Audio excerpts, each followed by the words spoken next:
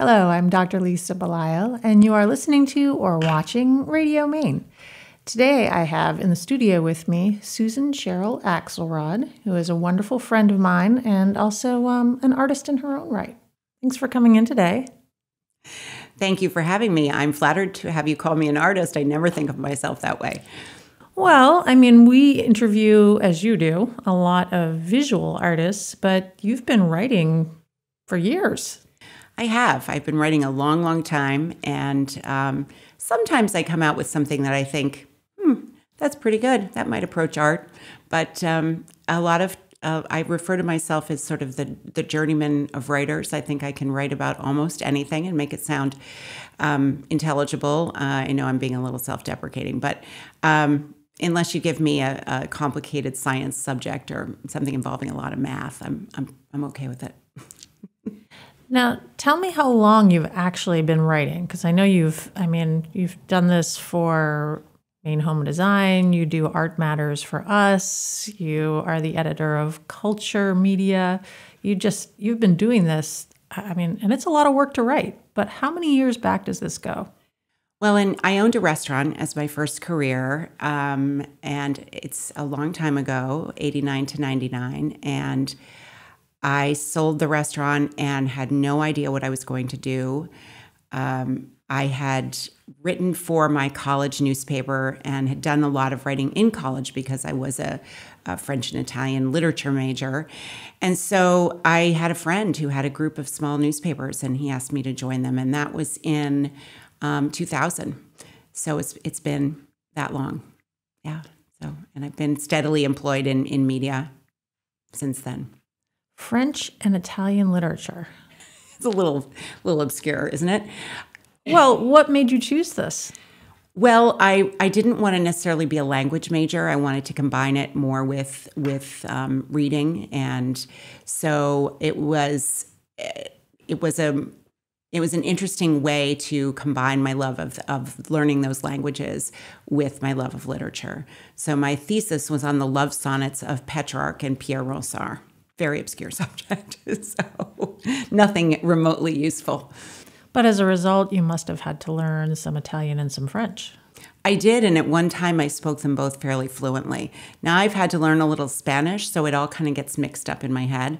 I was in Italy a couple months ago, and I could understand what everyone was saying to me. And when I tried to repeat it back, more than once I had someone say, "Es español." So I have to separate them. Yes, I have done that as well. Yeah. Somebody has spoken to me in Spanish, and I have responded in French. So, but I guess they're all the Romance languages, so people hopefully are somewhat forgiving of that at least. They are. They said it to me with a chuckle, so that was good. Yeah. So working backwards, you owned a restaurant for 10 years. What got you interested in food? I don't know exactly. I was a hungry child. My mother would hate me for saying that because there was nothing remotely in my background that should have made me be hungry. There was plenty of food in our house, but I was very curious about food and cooking from a very early age. I babysat at a house. I don't know if you remember these books. Time Life had a series of books on foods of the world, and they had hardcover, and then they had the soft cover recipe books that went with them. And it was one of these things you would order and they would ship you one a month. And a family I babysat for had the whole collection. So after the kids went to bed, I would sit and go through these things and sometimes copy down the recipes. And I watched Julia Child on TV and Graham Kerr, the Galloping Gourmet, who I think later was somewhat disgraced. But I just was fascinated by cooking, and my mother was a perfectly decent cook, but she worked full-time, and cooking wasn't exciting to her. So I started experimenting in the kitchen when I was pretty young. So far we've talked about writing, art, literature, food, and you've incorporated all of those things moving forward in your life, both personally and professionally, which is impressive. Well, thank you. I feel very lucky to be able to do things that I love and get paid for them. As the editor of Culture, we're all about the enjoyment and industry of cheese. And that work has taken me around the world. Not around the world, I shouldn't say that, but in Since November, I've been to Spain, California, Oregon, Italy, and I'm going to be going to Wales in this November as a judge at the World Cheese Awards, something I never got to do. You know, I always worked for regional or local publications, which was great, but travel was obviously regional or local, and now it's been further afield. And I love keeping my hand in the art world by doing the Art Matters blog, because for several years I edited the art guide for Maine magazine and loved doing that. And I still occasionally write for Maine Home and Design, which is fun to keep my hand in that as well. So I've just managed to figure out how to juggle it and keep it working. So fortunately, I have flexible schedules, and remote working makes things a lot easier. So yeah, but I love it. Susan, tell me about the work that you do at the Portland Art Gallery, and specifically Art Matters. I am very, very honored to do this work. First of all, I was thrilled when I was asked by Kevin and Emma to do this. I love having these conversations with artists. I've done most of them on Zoom. So what I do is I schedule a 30-minute interview on Zoom with the artists. I'm going to eventually interview them all. And we have a casual chat primarily about their style and their process. And what's emerged in this whole project is that a lot of these artists, which you can imagine, have changed things up a little bit because of the pandemic. I mean, and whether it's they've explored new subject matter or they are doing something a little differently in how they work. So we've talked about some of that. And it's just been fascinating to me how they are, and they're all so different, but they really enjoy talking about how they work. We were very clear. Kevin was very clear that he didn't want this to be biographical or, sort of a CV kind of situation. He wanted it to be more fluid, and they really enjoy the opportunity to talk about those things. So it's been absolutely fascinating. So some of these are in person. I interviewed Jean Jack in person, which was lovely, at her home in Freeport. And David Mosier asked for an in-person interview as well, and I'll look forward to that when I can pin him down.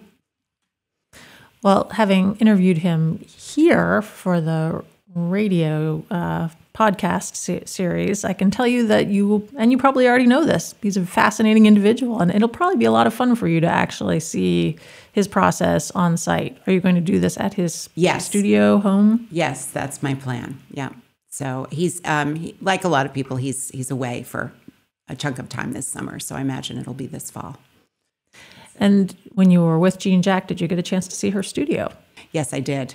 And that was wonderful. And I felt in her home like I'd sort of stepped into what might be behind the walls of the house, of the home she paints in her work. So I love all the folk art and just the feel of the house. It was great.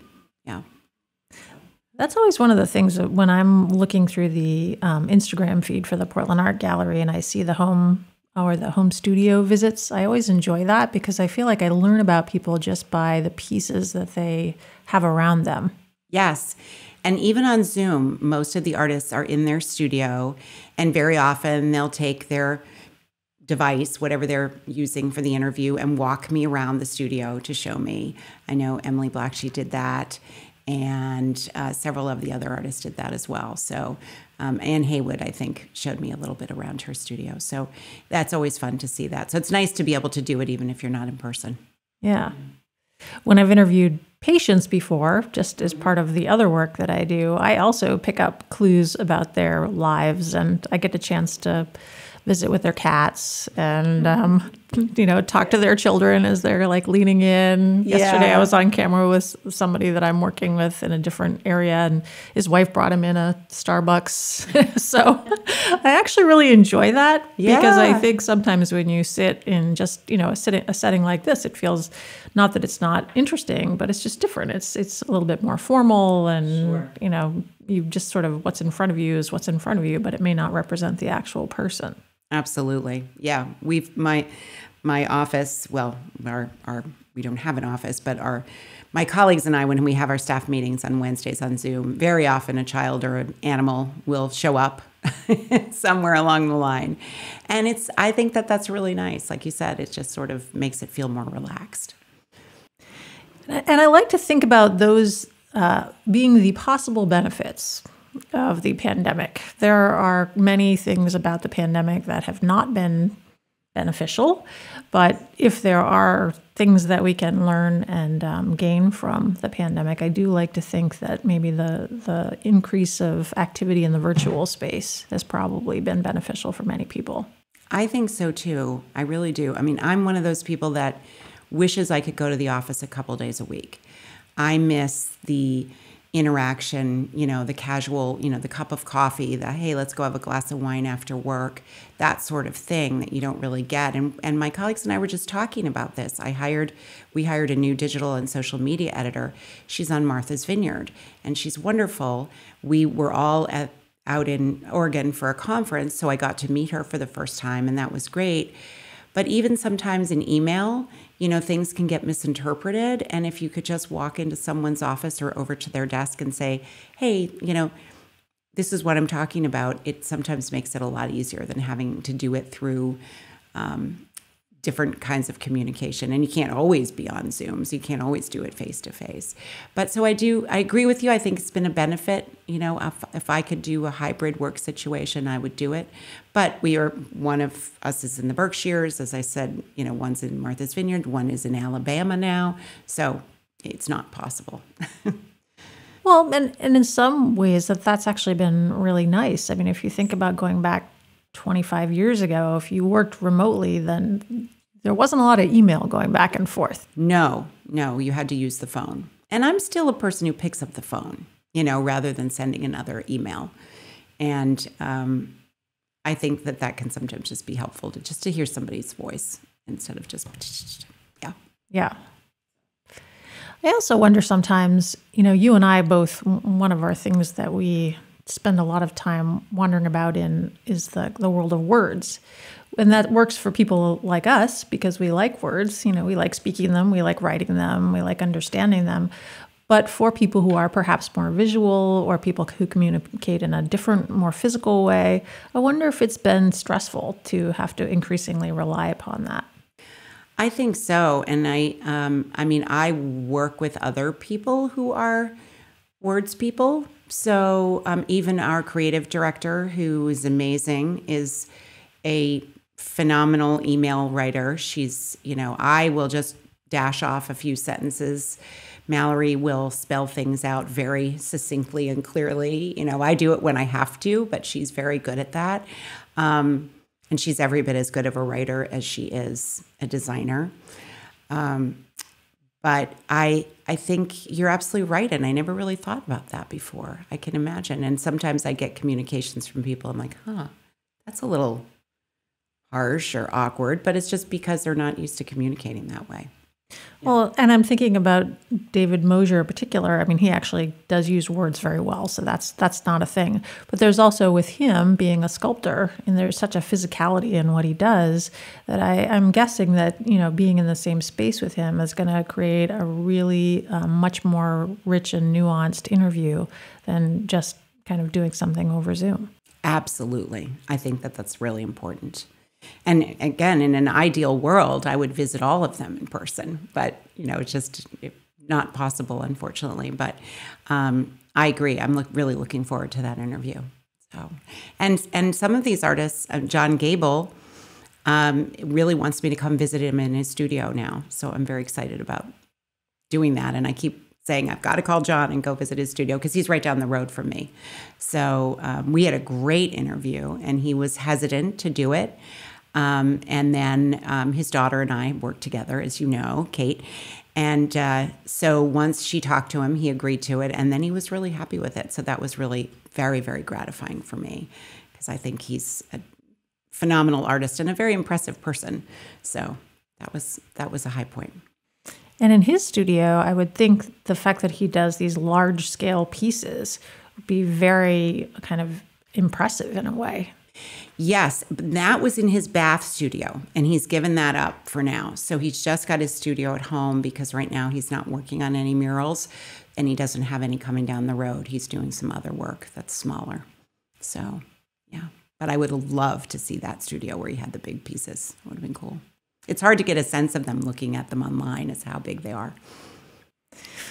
How about the idea that as a writer, you are essentially helping people use their voice in a new and different way? And what you're doing in some ways is kind of translating their story into a way for other people to understand it, but also wanting to remain as true to the person as you possibly can.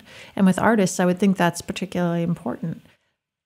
Absolutely. And it's interesting because some artists are they're very cautious in how they speak about their work. And I've had several of them say to me that they appreciate the fact that through talking with me for Art Matters and by being interviewed by you for this program, it gets them to step out of their comfort zone and talk about their art in ways that they hadn't, thought about before. And they're grateful for that. Other artists are just very, loquacious and full of, incredibly descriptive terms and phrases and sentences to describe their work and how they feel about their work. And so sometimes my task is to take something and expand on it. And other times my task is to take something that seems really kind of unwieldy and, get it down to where, the average layperson, because that is my task, is to have this, to demystify art, and the art process for the average person. So I really appreciate it when I talk to both types. And it's been a fascinating exercise for me as a writer to have to do that. The interview is the easy part. And then when I sit down and I transcribe the interview, because that's what I do, I record it on Zoom and then I listen to it and transcribe it, and then I take it and shape it into the blog post. So it's been a fascinating and expansive exercise for me as a writer.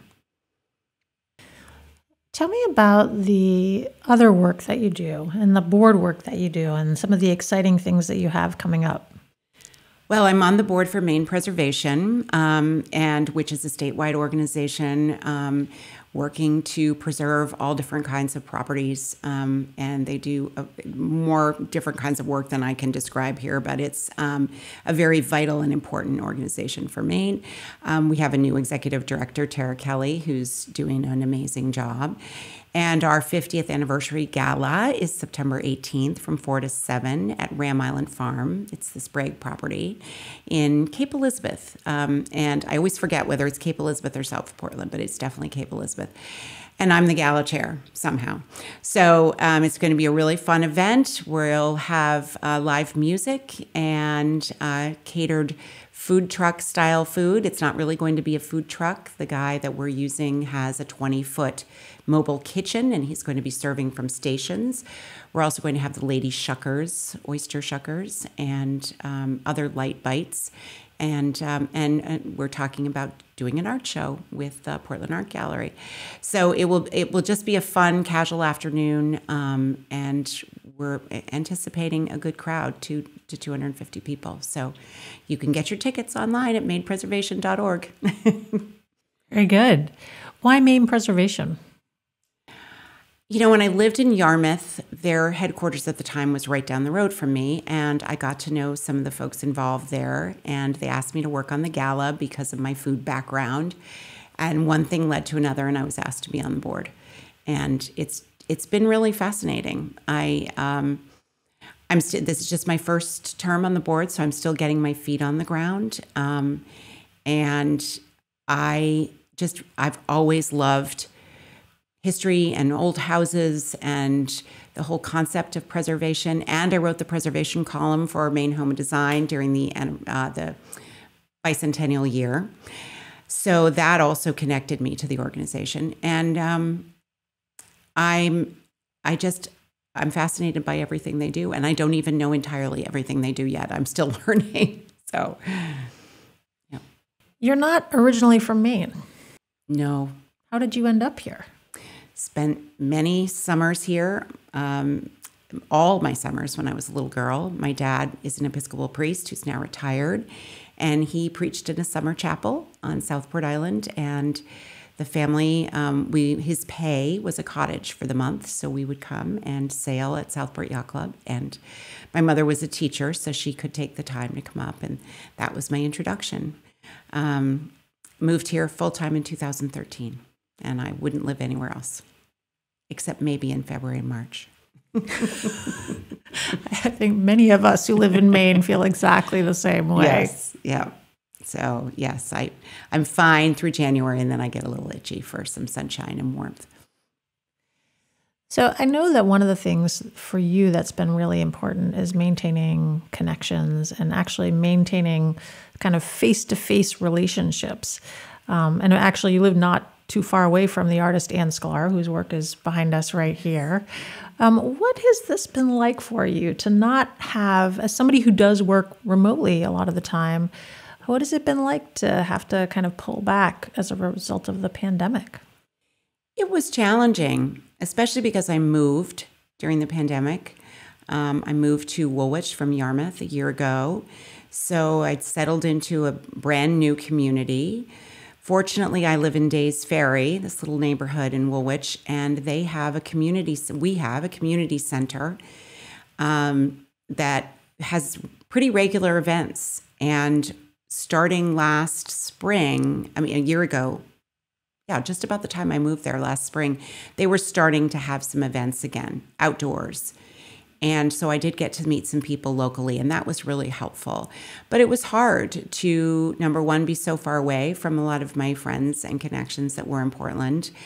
And but I've had to, and I realized that you have to really work at it now. Those casual encounters again, hey, let's meet after work, or let's go for a walk at lunch. Those things just don't happen. So you have to make them happen. You have to make the time to make them happen.